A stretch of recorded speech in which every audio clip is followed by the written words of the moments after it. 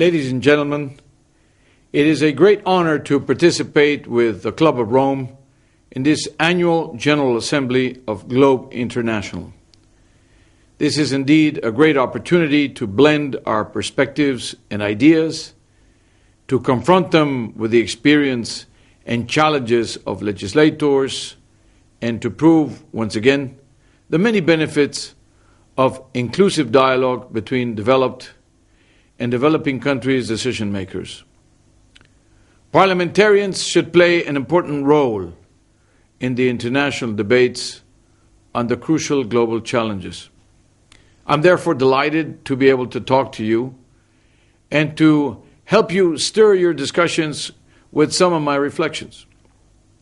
In spite of some recent positive signs, the world economy is still in the midst of our gravest recession, at least the gravest in our lifetimes. You know, sometimes it's compared with the recession of the 30s. It's a little difficult to compare it with the recession of the 30s because we really have very different circumstances today. The social consequences of this contraction are very dramatic indeed. Unemployment in the OECD area rose in the year to March 2009 by some 11 million people. 11 million more unemployed. And the unemployment rate is projected to reach 10% by next year. Globally, the new projections are suggesting a possible increase of about close to 60 million new unemployed by the end of the year. This is in the whole of the world, not only in the OECD area. Poverty is rising again, and the Millennium Development Goals are gradually slipping from our hands. It is time, therefore, to build a world economy based on a healthier balance between markets and governments, between financial transactions and the real economy, between reliable regulatory frameworks and responsible companies, between the richest and the poorest, and most importantly, between high productivity on the one hand and nature on the other. Economic growth can no longer mean destroying our only planet. We need to forge together a new economic culture based on new business ethics and an active ecological conscience. At OECD, we're reviewing our knowledge, our work, and our recommendations. There are certainly important adjustments to do, but we've actually realized that most of our work had already identified the cracks in the system and the challenges that most countries are now facing. So we're now taking stock of this policy knowledge to help countries build a stronger, cleaner, and fairer global economy.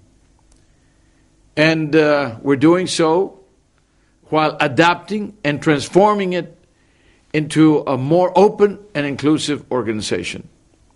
And while we try to broaden our deepen our coordination with other international organizations in favor of a better global governance. This is why I gladly accepted the invitation by the Club of Rome to join this forward-looking discussion. We're reviewing, for example, the framework for financial regulation, competition, and corporate governance to build a stronger and more coherent post-crisis financial system where incentives are not led by greed. We're also taking stock of our existing instruments and creating new ones, by the way, to help keep markets open, both for investment as well as for trade. Keeping markets open and avoiding new forms of protectionism is crucial to strengthen the prosperity throughout the world.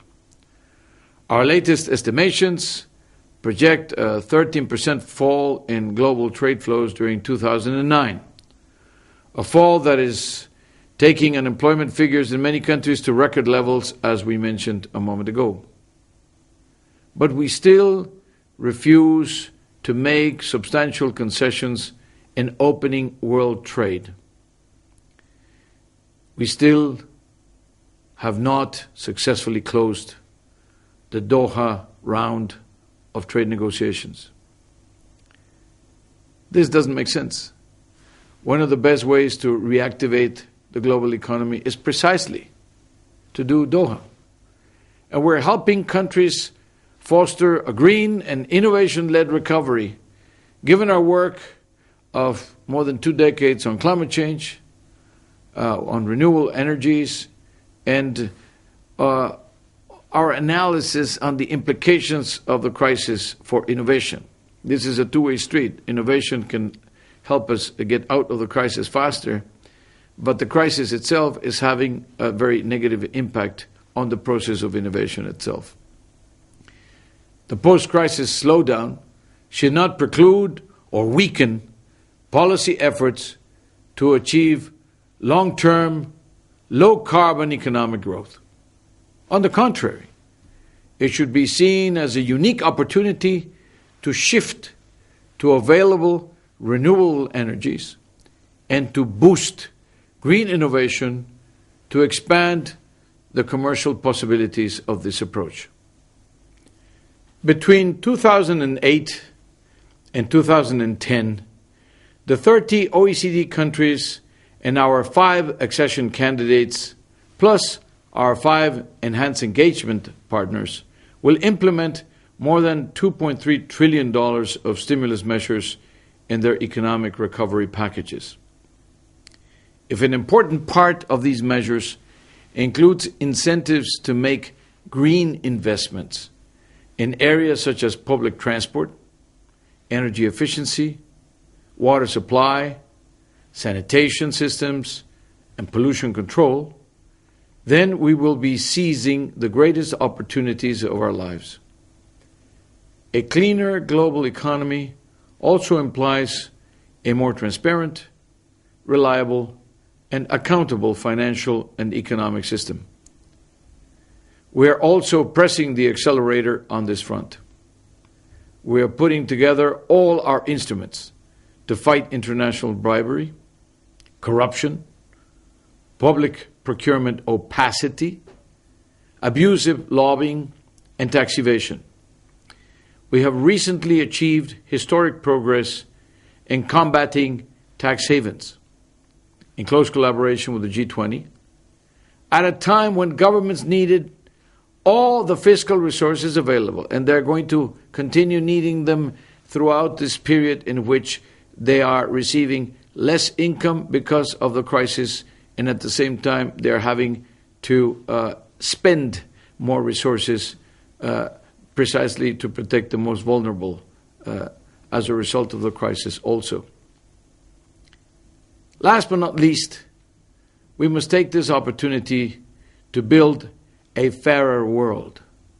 This crisis is pushing us to forge a collective and bold response to global poverty and inequalities.